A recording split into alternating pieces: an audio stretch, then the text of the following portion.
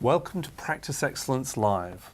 I'm John Stokdyk, the Global Editor of AccountingWEB, and I'm very pleased to welcome you to this, our technology session, which is going to look all about at practice technology, and particularly whether it's going through a revolution or an evolution. With me here to discuss this topic are two expert panelists well known to AccountingWEB.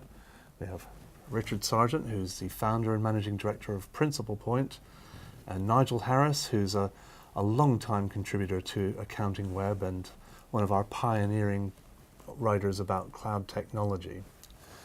We'd like to thank Sage for sponsoring today's session, both of today's sessions. We have another webcast that you can watch all about technology trends.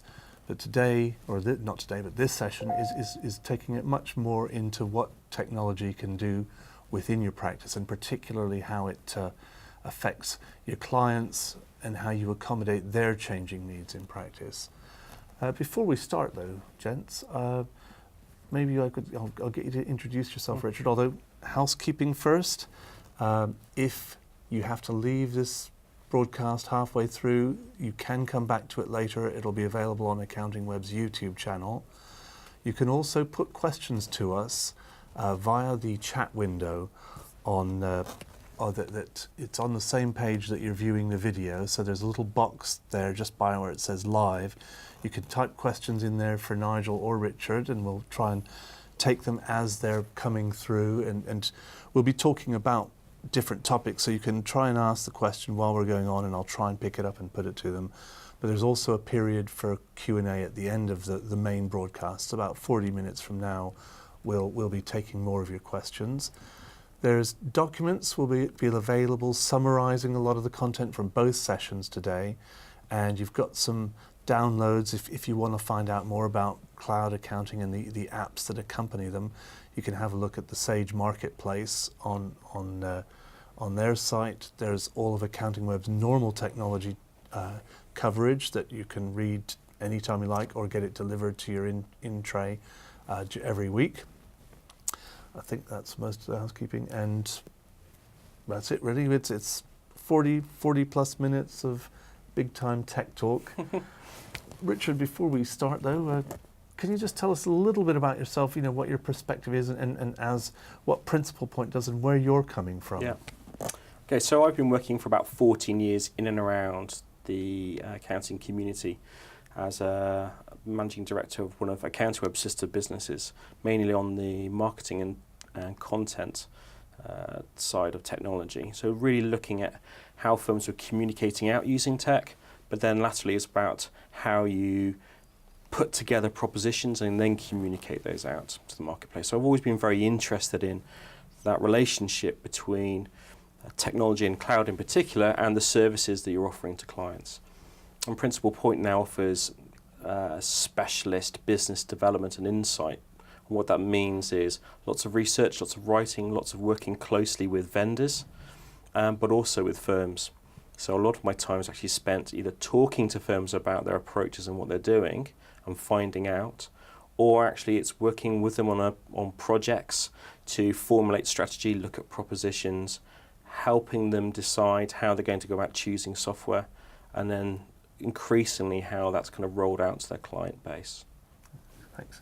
And Nigel, what's your role at Burton Sweet, and what's your take on tech? Well, I came into the accountancy profession back in the late 70s, only about a couple of hundred yards away from here with Thornton Baker, now Grant Thornton. In the days when we didn't have computers, everything was pencil and paper, and gradually followed the computerization of the profession.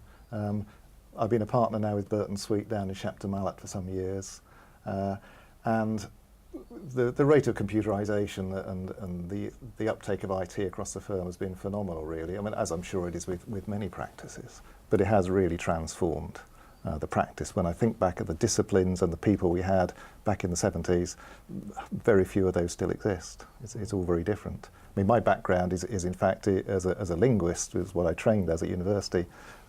So it's the communication side of accountancy that I think is an enduring skill. It's getting down, talking to people, communicating what their numbers mean, whether the numbers are on paper or on a computer screen, most clients still don't understand them, do they? And I don't think any amount of IT is going to change that.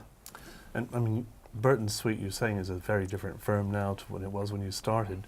What role have you played in the firm's evolution that way?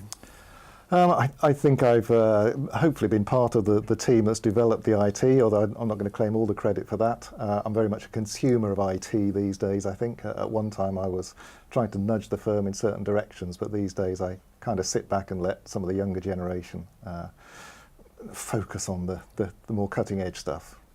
Okay, but we know it on AccountingWEB. I mean, you were sort of our pioneering reviewer of yes. cloud software. Yeah. We noticed you do much of that work elsewhere too these days. I was a fan. And Radio Froome, lest we mention it, you know, you're a busy man. Froome FM 96.6 FM, well, only within about a 5-mile radius of the town. But well, glad you. There could, you go. Glad you could both join us. Before we really get to grapple with things, we've been posed this kind of idea about the technology evolution and revolution. So we'll sort of chew around the ingredients and what the parameters of this environment is, and maybe try and come to a. I won't ask you to answer this now. So that is the question we'll be coming to at the end.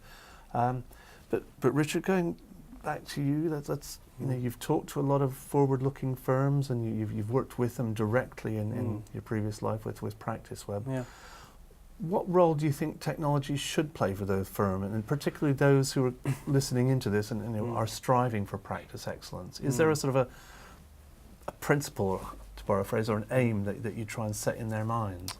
Yeah, I think first and foremost it's around finding services which are needed by clients and that the firm can deliver. That sounds rather trite, back to some very old principles, but effectively you've got to have something that someone's going to buy from you. And that comes down to need. What concerns me about quite a few firms is that either the software choices come first. We're going to choose and roll at X, and then we're going to work out what we're going to do with it afterwards. Or it's left to some enthusiastic individuals within the firm to kind of try and make hay, and then through osmosis kind of filter it through to the rest of the practice. I suppose my philosophy, if you will, starts at the point of trying to gain consensus around policy. And what I mean by that is that I think to talk about it as a strategy actually might be a bit too much, but to make sure the firm as a whole understands what its approach to technology is, and then how that directly benefits the firm and directly benefits the clients. And I think a little too much of that has just evolved over time. And given the advent of some of these ingredients we're talking about here, I think it's coming into sharp relief. And you know, some of the cracks are starting to show. And ultimately, I think the role of technology now is to support clients in an increasingly digitalised work, not least because of some of the compliance requirements, which I know we'll come on to talk about, but also actually because the way that the firms have to operate themselves. That's a good point. I mean, Nigel, would you say your firm has kind of evolved around the sort of enthusiasms of particular individuals and a bit of a patchwork pattern, or did your partners, perhaps with some input, grab a hold of the issue and set a kind of a strategy in place quite early on? No, very much the former, and I think it's the nature of a firm with 7 offices, 9 partners, 100 or so people. It's just so difficult to get everybody on board and to move the tanker. You know, we've got a huge investment in IT and infrastructure. When something new comes out, you can't suddenly switch over. So we always look very, very enviously at the new sole practitioner who's able to set up with all the latest technology and can make decisions overnight, suddenly switch from one package to another, whereas it will take us months or years to do the same. So it has been a gradual process, and I think in some ways we're stronger for that because we've been able to take our time, look at what other firms are doing, and kind of go down the best of breed When route. you do start adopting tech and deploying it, would you say your firm is just adapting the tools to, you know, the tools to sort of make what you do now more efficient, Or have you got to the point where you're actually evolving and delivering new services that have been made possible by the evolving tools? I think it's a bit of both, inevitably. What we do find is that some offices go more further ahead than others. We've usually got a particular office that will be at the forefront of a particular piece of technology, will prove it and develop it with their clients, and then can educate the other offices or other partners and roll it out like that. So there's a lot of education, a lot of trial and error going on. But it is trying to keep that balance between adopting the new technology as it comes out and then working out what to do with it and how to add value with it. Right, and presumably there are no shortcuts, or we can't provide an instant answer to how to bend a new technology to an accounting service. I think you've got to try these technologies out. There are a lot of very good new technologies which I know have worked fantastically well in some firms. So some firms I'm very familiar with, we've tried them out in our practice and they've been a disaster. You just got to try it out and work your way through it. But it's going to the heart of that revolution evolution debate, John. I know we're going to keep returning to this, but the skill base and the digital acceptance within clients, and the way that we've got very broad brush services out there, but we don't have broad brush implementation. So a firm that has a bookkeeping service may have many different variants on timings and systems and requirements of the clients, which are built up around providing that service to the client, that really does complicate these pictures. So just adopting a technology is not an answer in itself. My quick win answer to the question that you posed, I think the only answer I can get, which is a credible one, is to identify a specific business need that clients have, and then to try and find the best fit for your clients based on solving that need and trying some out and then adapting them within the practice. But other than that, it's not a straightforward process. Yeah. Well, I think you've helped us, establish the groundwork as sort of the base level there, and I think that's quite an important objective we're trying to do today. Is, I talked about this in the early one. It's kind of find a mindset, an attitude to tech that you can sort of inculcate and spread across the firm. It's just it's tech. You were talking about a little bit of an experimental approach. Some isolated, controlled experiments. Does it work? Doesn't it? Yeah. Let's propagate this successful model, or see how widely we can spread this. I quite liked the way you talked about that. So it's almost taking the amateur, isolated incident, but systemizing that process, or not systemizing it, just managing the process a bit more actively.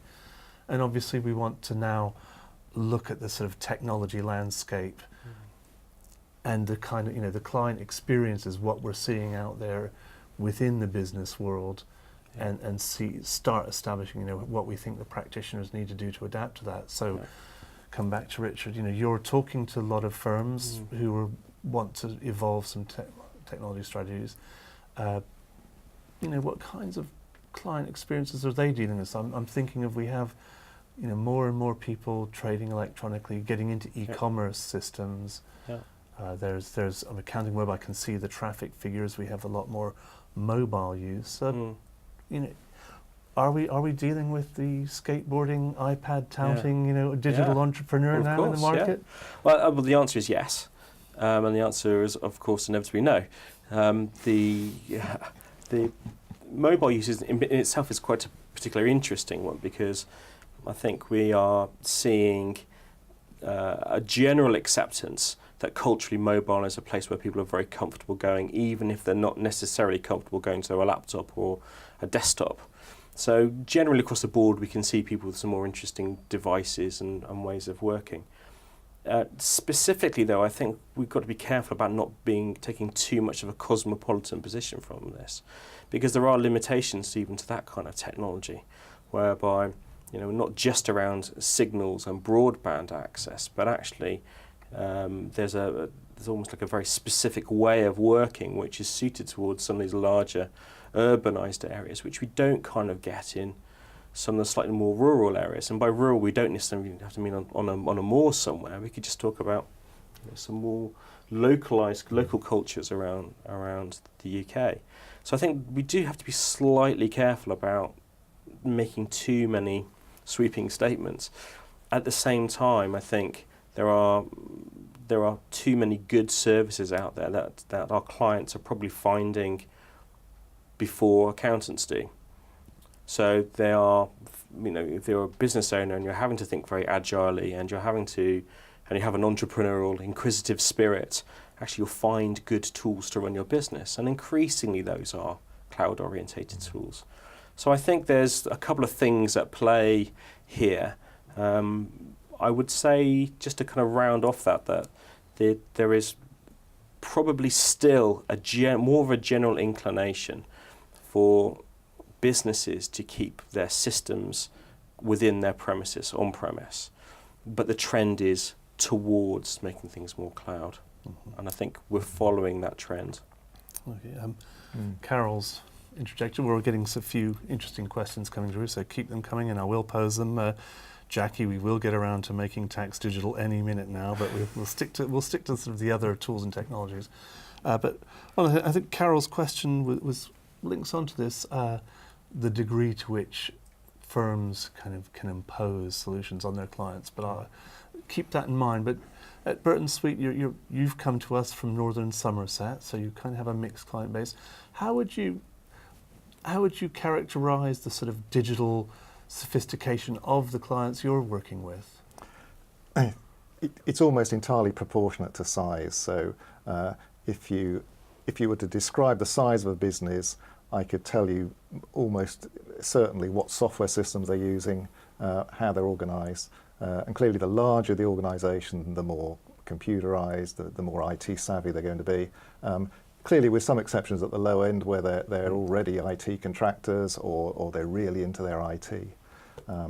But at the top end, they're all very computerised. In the middle, they've generally got some sort of desktop or cloud solution. At the bottom end, bottom being smaller businesses, majority probably have nothing at all. It is still the carrier bag, the handful of receipts. So it is the whole range. I was hoping to ask how you accommodate those changing digital habits within your client base, but I mean, it's Carol's point was, and we're beginning to the elephant in the room is beginning to assert itself. When push comes to shove, and maybe people do need to file quarterly online, I mean, will you kind of take the position of dictating to them what they do use? Well, I wish we could. We still have no idea what the software and the solutions are going to look like. In an ideal world, yes, we would. But having said that, as a firm, we've not gone down the route of supporting one particular piece of software. Yes, with desktop and cloud, we probably have our preferences, but we're happy to accommodate anything. There will be smaller firms that say we only deal with X or Y software, but we're much more open. We'll take anything. We're happy to work with software that we hate if it suits the client's needs. Now, if it's something that doesn't suit the client and they've just accidentally fallen upon it, then we will encourage them and explain to them why they will be better off with something else. But we won't turn clients away if they say we only want to use X software, he says, without naming one. Mm-hmm. Yeah. You can name software, you know. I would say that what Nigel describes is a very common pattern.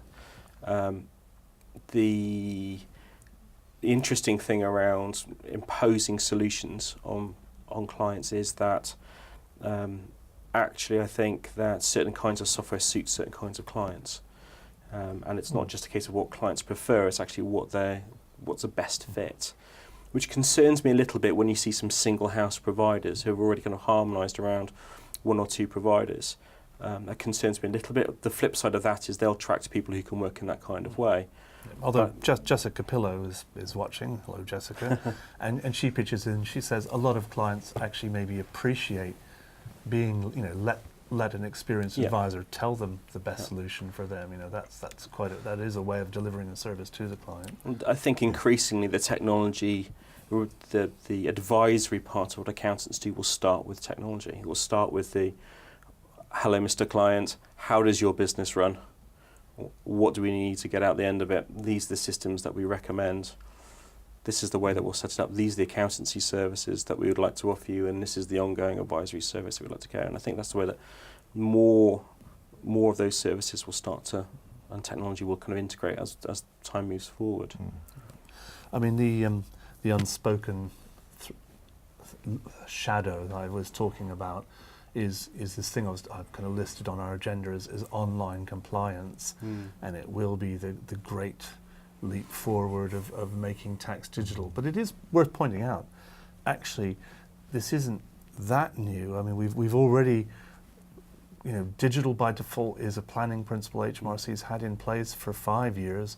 We've dragged ourselves through the RTI, forced march of RTI. Everything I'm saying, well, has got this revolutionary rhetoric or something. But we've been through RTI. We've also had IXBRL and corporation tax.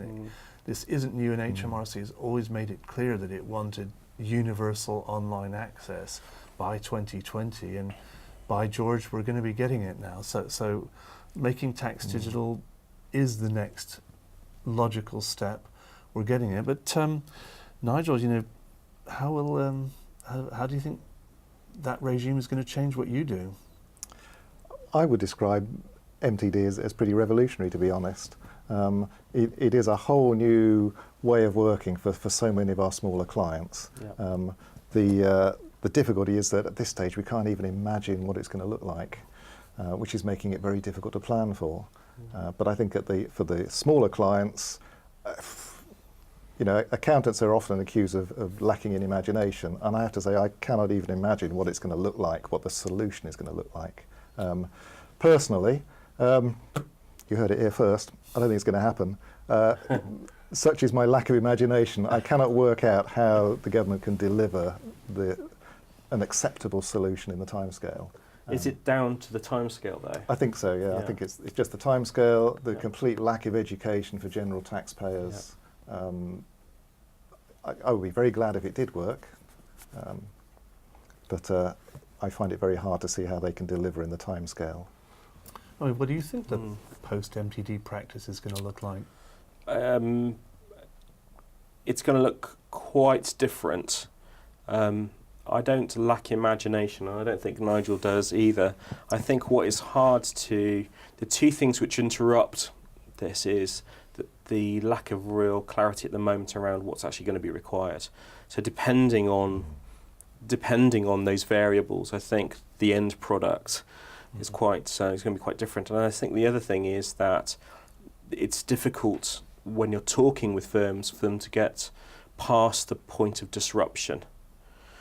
And I think, to generalise somewhat, I think it's not that change in itself is seen as a bad thing. I think the change management programme around it is just seen as being horrendous and not insurmountable. But we're talking about this not necessarily being a technology solution. This is a down, dirty change management, talking to some of the least financially sophisticated businesses that still have a fair degree of complexity across a very broad base. And what technology, and in particular what MTD seems to be doing, is to funneling all this variety into a very, very narrow scope. And I think that is, it will require not just technology conversations internally, but it will also require some very unwelcome conversations between practices and their clients about how their financial administration is handled and how they're going to have to change. And I think those whole series of those whole programs of change, I think are going to be time consuming. I think they're going to be expensive, and I think they are going to cause additional expense for things like, well, a common one is I hear people saying they're going to have to recruit more staff to actually do some pretty low-level work. So the flip side of can we find out maybe what practices? You don't know the outline yet, the detail's not there, but have you got a change management program in hand for making tax digital? I'm hoping, by the way, you both did watch the practice excellence session It was on a Monday. great session. All about sort of Very preparing good, your firm yes. for it. Very good. But yeah, how But we started, Nigel? it's early days to be preparing. One of the things we are doing, and that I would encourage all firms to do, is to actually look at your client base. We're undergoing an exercise at the moment with our practice management system where we're recording against each client what their current accounting or bookkeeping system is, so that we can identify those that are going to be the biggest problems, identify those that have probably already got fairly adequate solutions in place, so that we can direct, we can segment our marketing and educational work. But at this stage, we can't take it any further, can we, until we know exactly what the government's planning, how they're going to deliver it, et cetera, et cetera. So we want to be there ready. We certainly don't want to be caught out when they say, you know, that when the starting gun goes off and we're racing headlong towards 2018, we want to be ready. Well, I was going to bring in something from the order. We have the challenge of, you know, you've taken a very laissez-faire approach at the moment, so I'll be interested when whether that will persist in the new regime. But there is a really good question from CD came in. She's asking for advice from you about, and it's to do with this smaller business. She's identified the kind of clients who have virtual accounting systems, where it's kind of invoices stored in Dropbox. You know, it might be a cash book on Google Sheets. You know, these are like charities, voluntary. You know, the one-person band. So there's sort of information stored, you know, tucked away in different unintegrated systems. What advice would you give her about getting those people into a position where she can get them compliant in a reasonably short time? Well, as soon as you start to talk about clients who have got some form of digital record keeping, then I've already mentally moved them halfway up the food chain. You know, when I talk about clients with virtual bookkeeping systems, I mean the guy that comes in with a few petrol receipts. Virtually any bookkeeping. and says, well, I think I did about this much, and I did this many miles, and yes, the profit margin was probably that, and we are talking incomplete records with a very big incomplete there. So, so those are the ones I'm concerned about. I think if you've already got Dropbox, if you've already got spreadsheets, it's not a huge leap to move towards a simple cloud bookkeeping system. You know, it's not a big deal. Well, so don't panic, I would say. I would agree with that. And in fact, that kind of highlights, I think, the slightly more positive aspect of making tax digital, which is if we encourage people to take more of an interest in their financial administration generally, that's going to be a positive thing. To handle it more efficiently actually will save them time in the long run, but it's a journey to get there. My advice to somebody who has lots of things in disparate systems actually probably is to take one giant step back and just look at, maybe in some detail, about all these different systems that are actually in play. Because I think once you take that policy approach and you do the analysis and understand what's going to work for you, you may discover within your client base that actually they've got something that could work for other clients too. So I think there's finding complementary systems are working. What I'm sure we'll touch upon a little bit later is the fact that we have systems that don't talk to each other. And I think that is a problem. But I would agree with Nigel, that's not some people would love to be in a position. We have a situation where HMRC is getting very prescriptive about what it used to say. We just want you to keep accurate records, and now it's beginning to define what it thinks those are going to be. We have no law to tell us this yet, but for example, the kind of unwritten assumption, or in fact written assumption that's now being questioned, that spreadsheets don't count as a digital record. That hasn't been resolved, but they're making that ruling or putting that on the table in front of us. Your policy approach, do you think that will extend to telling clients my way or the highway? I would like to think not, but I think that's a decision that firms would have to make for themselves. I think that there has to be some kind of marker in the sand, because I don't think you can, in an MTD world where there are rules and regulations to follow, then actually you cannot accommodate every single way of working. And actually what accountants have done extremely well over, for as long as it's been around, is actually creating financial systems that work for a particular client's circumstances. My fear is that that's going to go out the window more than more than anything else. There are going to be less choices, actually, for a way that businesses choose to run their financial administration. Yeah, I think that's going to be a challenge, isn't it? When the first raft of MTD products come out, there may be limited choice. But I think Jessica is right. And hi, Jessica. Nice to hear from you. I think she's absolutely right that a big role that accountants have is guiding clients, particularly the client that's got the Dropbox and the spreadsheet and these disparate, and pointing them in a direction and say, well, look, with what you've got, here's perhaps a suitable solution you could think about. We've got the experience and the knowledge of what's on the market. Try this one, don't try that one, that's not going to work. And I think that certainly is a role that we've got with our clients across the board, from the smallest to the largest, is to looking at what is most appropriate for them. It may not be what they've got at the moment. Yeah, I find this fascinating. I think we came in saying, let's look at technology from the client perspective, really understand what's changing their world, what's driving their adoption and their habits and their aptitudes.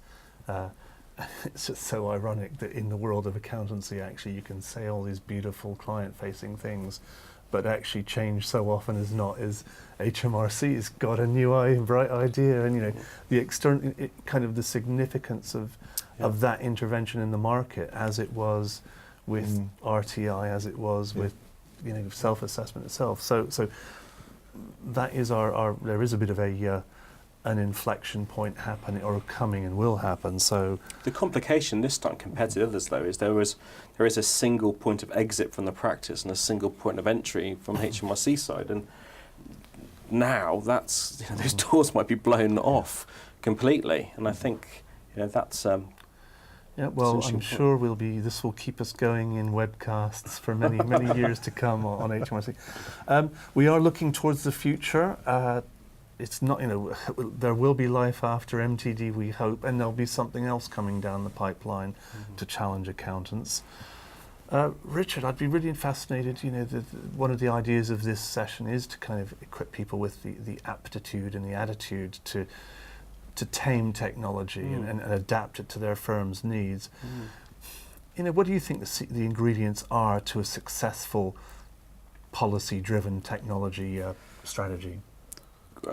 Good question. I think the first and foremost thing is to, as a practice, as an entity, to have an agreed approach. First and foremost, the day of doing things in a very kind of piecemeal way or technology-driven way, I think, is just no longer going to be acceptable for the reasons we've discussed, I think. Do you think it gets to the point, sort of the technology, we talked earlier about not being fixed in your software, what you offer to your clients, but do you think sort of things like, are you a Microsoft house, are you a Google house, are you an Apple house? Do you think those choices will be so deeply embedded in the firm that shapes the practice? I think it could do, but what's really interesting is from my view, there's no single house provider out there doing the things that can cover all the bases. One of the issues that we have with technology is that actually there is a difference between the data collection aspect and the client insight piece, those kind of client owned tools, and the internal workings of the practice. So it's quite difficult actually to try and get that final set of accounts without doing some kind of manual pull and push, as an example. So I think to talk vendors for a little while, I am quite surprised that there has been so little action. And I think it leaves the market open actually for somebody to come in to act as that conduit piece. So I wouldn't be surprised if we saw more online practice management software, for example. Yeah. I mean, I've been waiting for that for years, to the point of some embarrassment, but there are some out there, and there's some good ones coming up. To give the bigger vendors like Sage a bit of a break, and I know I've talked to their product development people, and they aspire to be a lot more innovative and focus on developing, their tools to fit their needs of their practice clients. But more often than not, they're just being hauled back into the development labs to just make sure, bend the product to HMRC's latest engineering wheeze. Well, the other thing with that is that I wonder whether some of the larger providers actually have that kind of spirit of cloud, which is about things being able to talk and communicate with each other. So is there still going to be a very closed ecosystem of their own product, when actually we're talking about a world where diversity actually will be important. Will they be open to having their doors slightly ajar? That was one of the key topics of the first technology session at Practice Excellence. So, Nigel, we're tossing around technologies, compliance demands. What are maybe the tools that have caught your interest the most and that you think have the most potential? Well, I mean, just coming back to the point Richard was making, it's absolutely right that what we're lacking is any sort of clear steer from the providers of professional software, because it's all very well looking at what's going to happen with MTD, but that's got to link in with our in-house professional software systems. And I'm not saying this because Sage are sponsoring this session. I'm actually saying it because, as far as I'm aware, they're the only provider so far with a solution that links up the cloud bookkeeping software with the professional final accounts tax return software. Still kind of in its infancy, but it works, and it's clearly a pointer to the way ahead. Whether we're going to go down the cloud route, I think will be very much driven by whether the software providers need us to go down that way.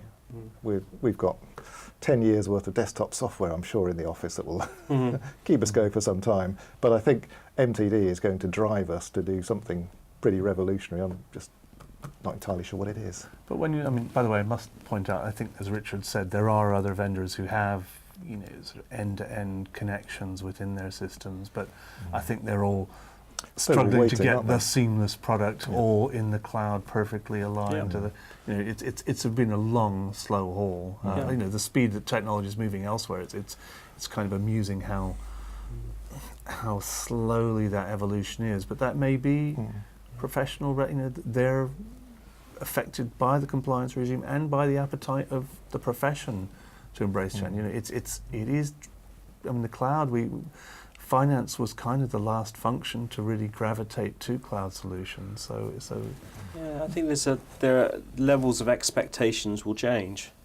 I mean, I think the warning to the vendor community really around MTD is that I think there will be a tendency to look drains up at how internal systems are used.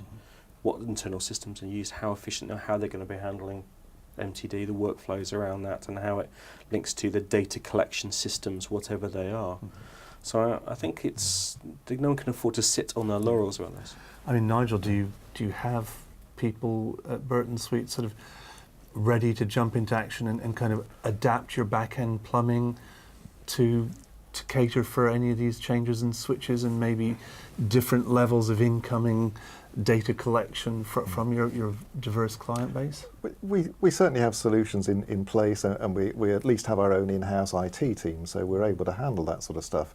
If I was a smaller sole practitioner with maybe a dozen staff, I think I would be struggling, and that's the size of firm I think that is going to have to make some pretty quick decisions over the next couple of years.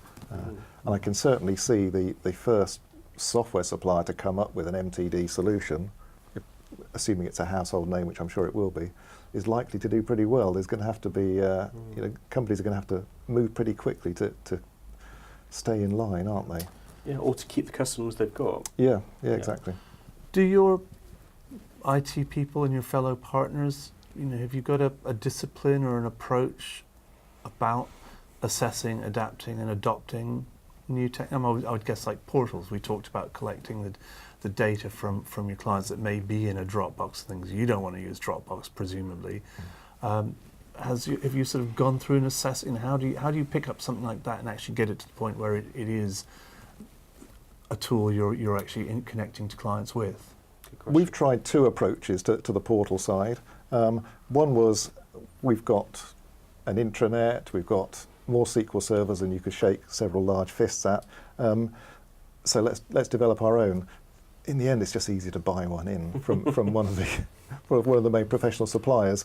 But the interesting thing with portals, to this day, amazes me, is that we are concerned about data security. We're the ones that are concerned about portals. I have clients very ready to email me a colour scan of their passport and their bank statements and unencrypted copies of their P60s and things. So the whole issue of data security, I think, still hasn't happened as far as our experience is concerned. Clients are very happy to have almost anything exchanged by email, whereas we're trying to encourage them to go down the secure email portal route. The thing I thought was possibly quite illuminating, you said though, is you and your in-house team, sort of, there's all these sort of embryonic experiments to get things sort of try and test the idea out. I mean, and I think we heard earlier about the virtual accounting people. These are small businesses trying to string together their own solutions. Was quite interesting, having maybe gone down that route a bit to the point where you realise, actually, I shouldn't be wasting my time doing this. You probably do get quite a good idea of the, the restrictions and where the problem points are. So it may be a bit of a wasted time, but you've probably, the experimental approach may at least give you something to learn from what not to do. Exactly, and in fact, that's one of the joys of cloud software. In that with desktop software, you couldn't really afford to experiment and play around. You'd need another SQL server, you need another SQL license, you've got to do the training. Most cloud software, you can get a 30-day trial. Even if you sign up for it, it's £20 a month. There's no fixed term contract. So number of packages we've signed up for, we've trialed them, we can try them with one client. Doesn't work, dump it, move on. Couldn't do that with desktop software. I'm not sure if it's the same with Burton Suite, but I certainly see and quite actively encourage the partners and the managers to not engage in that kind of activity too much. There are other people within the firm who have got some real coal-face relationships, and actually their understanding of what clients need can be a little bit more pragmatic. And although with respect, Richard, maybe there's quite a few thousand accountants out there who can't quite afford your services yet. So there's a lot of. I was recommending them getting other members of staff really to kind of look at those bits of software. So, for example, there's one of my clients. When we're asking about what kind of software they deal with internally, what kind of cloud software they were dealing with clients, they were very proud to show their ex-partner badge, and then you go and talk to the actual kind of people who are doing a lot of the work, and they'll give you 5 or 6 examples of the types of cloud software that they're using with clients. So the company's perspective about what it's using might actually be quite different to the reality. Okay, we're going to have to pull some of the strands together here. There's a few questions. One of the strands is, Nigel, you're getting a lot of stick there about saying we have lots of examples on the cover at live chat of all the other different options available. So we'll let that one pass. I think the AccountingWEB members have spoken in a way that I haven't. We have to touch on back to the evolution and revolution question. Before we move to the general answers, and I'll stick in a few observations from the Practice Excellence Programme too. But so where do you stand on the? Do we think we've established there's changes happening? Yeah, that's a given. Do you think within the practice realm it amounts to a revolution, or will amount to a revolution? Yes, I mean, I think we'll all deal this in a slightly different kind of way. But if to be slightly contentious with our esteemed panel, I would say that actually technology is where the revolution has been, and what we're seeing is lots of evolution by practices and their services and their relationship with clients to that. So I think my starter for 10 would say it was that way around. Notwithstanding that there are some quite revolutionary approaches out there as well. But I think this is more about adapting and thriving to the new situations and opportunities. Nigel, what about you? Are we? I take the exact opposite position to Richard on that. Really, I think the IT development is very much evolutionary. We've seen them move through from back when I came into IT with the twin floppy disk machine to the hard disk revolution, which is what we're living at the moment. Now, logically, we're moving into the cloud and that sort of thing, and we've got these new technologies. But what is revolutionary is MTD. I think is revolutionary. I think it needed somebody at the level of government. I've been saying for some time that cloud. I think I said it on AccountingWEB. I said that cloud wouldn't really be embraced properly until companies like Google and Microsoft got behind it and basically drove everybody to use it. And of course, MTD is the ultimate solution to that, isn't it? It's the government saying you've got to go down that route, and that in conjunction with things like the digital tax accounts It doesn't seem that long ago that I was at a tax software demonstration where I was being demonstrated a scanning technology that could scan P60s and things like that. And then the P60 data was automatically put into the software. And at a stroke, the revenue said, you don't even need to do that, we're going to put it in for you. It's the sort of buggy whip history, isn't it? All of a sudden, new technology comes along and something is completely superseded. I mean, I think if I was in a business that was devoted to scanning financial documents, I would be getting worried because I think that technology has a very short lifespan ahead of itself. Okay, well, you're getting a bit of a challenge there from the AccountingWEB members. Is they're very much on the evolution side. I guess these are people of evolution of generally practice technology. I don't think they're not saying they're saying no revolution on either side. There's 22%. It's shifting around back down to 22%. Think it is a revolutionary situation. I'm trying to find a consensus here. I think what we're seeing is I'm very relativistic. Yeah. I think it's from where you start up, where your attitude is and where your starting point is, whether it's revolutionary or not. I mean, I think what cloud does to the accountant-client relationship, is very profound. Most practices and most people watching this probably have already got into that pool, and if you've done that, I think even with making tax digital, it's just you've got a framework for dealing with your clients, dealing with the government. You've got the potential to connect up fairly seamlessly, whatever shape the system comes. I think if you haven't made that, it's almost like the mental adjustment. Begun to think, you don't. It's not the bags arriving. It's not the floppy disk exchanges. It's I'm going to work with my clients on their accounts in the cloud. I think this will be quite a frightening and shocking revolution, and I think the MTD just turns the screw on the timetable for you, and we'll just add to the pain of the transition for you. So that's my wishy-washy, trying to keep both of you happy. So we're taking questions from the floor. That was we've settled down perfect Pareto Rule. It's now perfect 80-20 balance between our audience. I promised something that we'd try and bring in some insights from the Practice Excellence Programme, because all our awards we've been running for 6 years, what we've done, and one of the winners, Linda Fryer from Colesko, complained about is every year what happens, we just give away all her best secrets. And that's kind of the idea, Linda, and we thank you for that sincerely, because we think as we learn about best practices elsewhere, if other firms can see the benefits and power of becoming more client-focused and adapting, your practice in different ways to them, everybody benefits, the profession as a whole, and clients. And it's still hard to do. It is still hard to do. So what we found there's kind of a pattern that we have seen over the past 4 or 5 years, and it's not technologically determined, but cloud is in there. It's pretty much a given for any firm aspiring to practice excellence. And a lot of the better performing ones, they have done the thing. They've stepped back.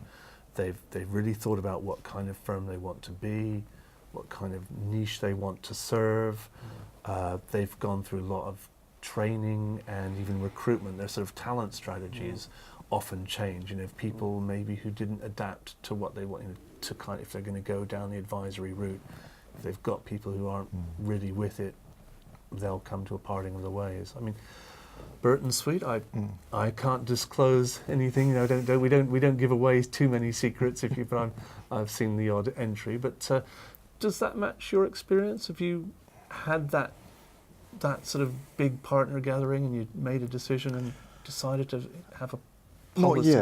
Not yet. But I think MTD is going to probably drive us in that direction. We've been very happy to let everybody do their own thing within constraints, because that enables us to support the widest possible range of clients.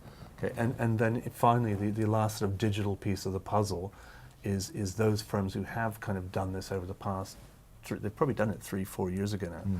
They're now using all these digital tools and CRM to market.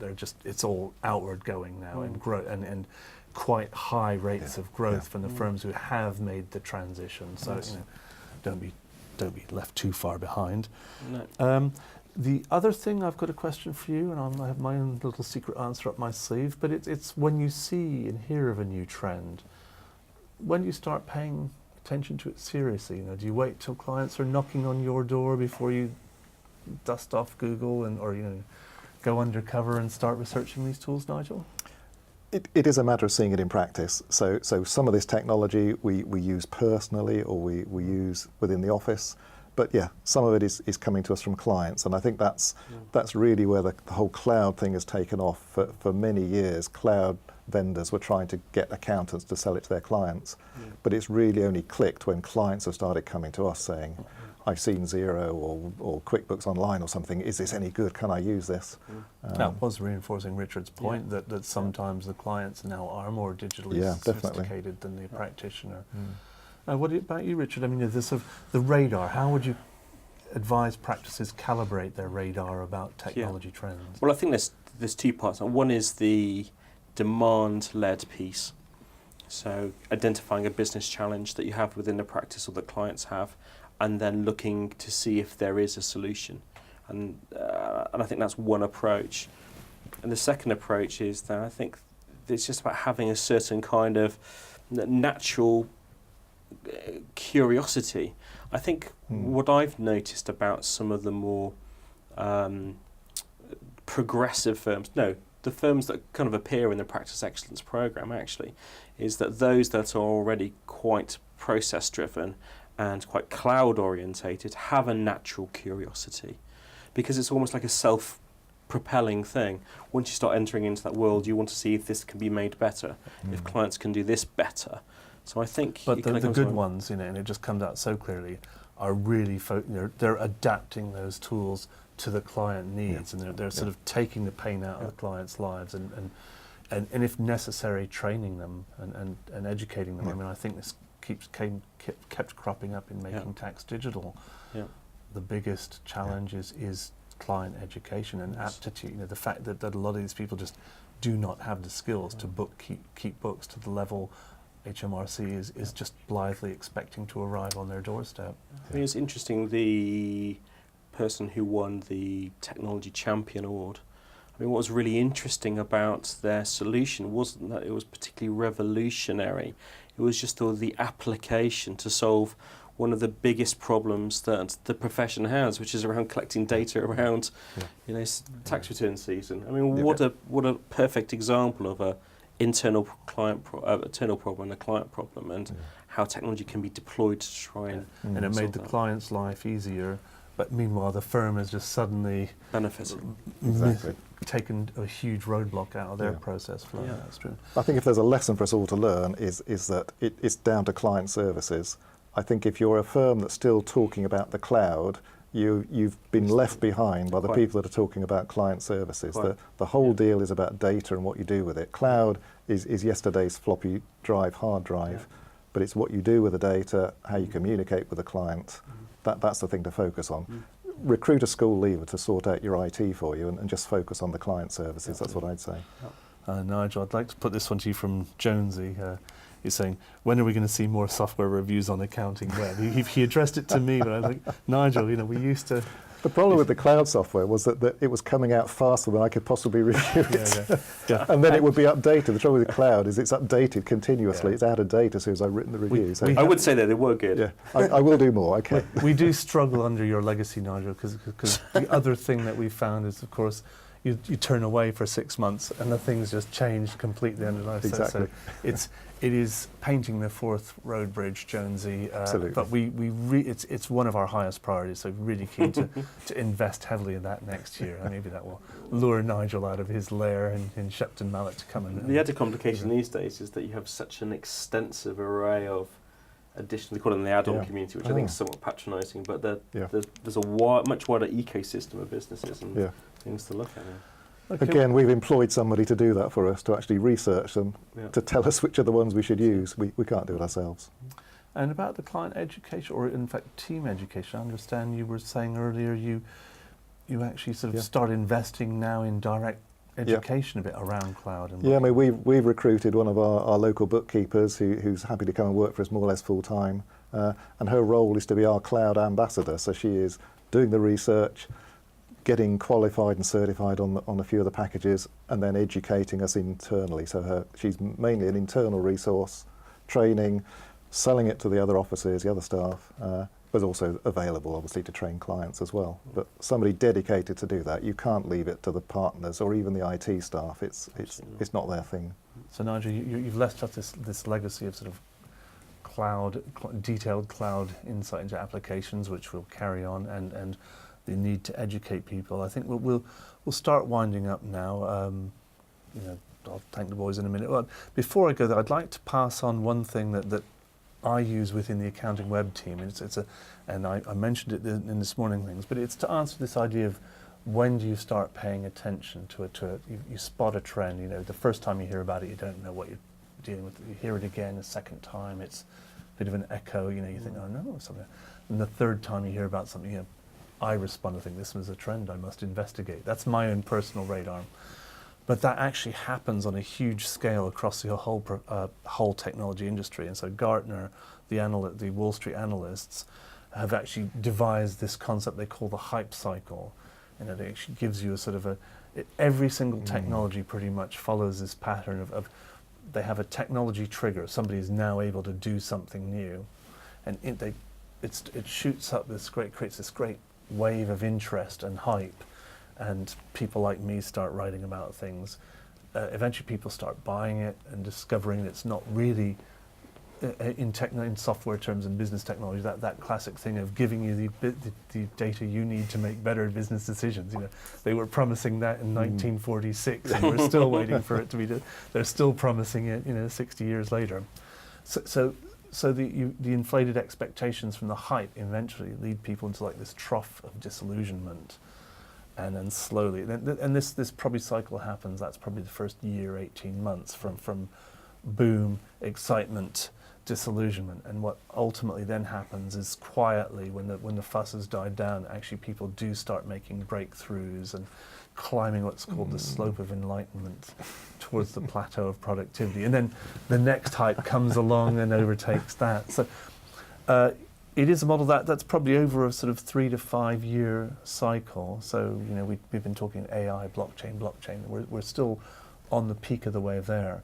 One of the things we're trying to do on AccountingWEB and with this seminar is and you can try and aim to do this as a client is pick up on those trends, get the facts, get the try and flatten out the hype bit and just get them through. Get them through less disillusionment when they find it. Don't overbuild their expectations. And then try and get them through to a sort of productive rollout. So that's a philosophical or a tool that I actually work to try and just orient people to what whether or not don't go off the deep end about this stuff. Keep balanced. There'll be a lot of fuss. Don't worry too much, but keep an eye on it. I think the interesting challenge with the cloud is, of course, that curve is going to be a lot narrower. Is that the right word? That software is developed so much more quickly, it can be adopted so much more widely because it's promulgated online, that probably the speed with which you reach that plateau is going to be much quicker with software that survives anyway. And also I think some of the individual software will probably have that cycle a few times. Yeah, exactly. We've seen it and we go through technology versions.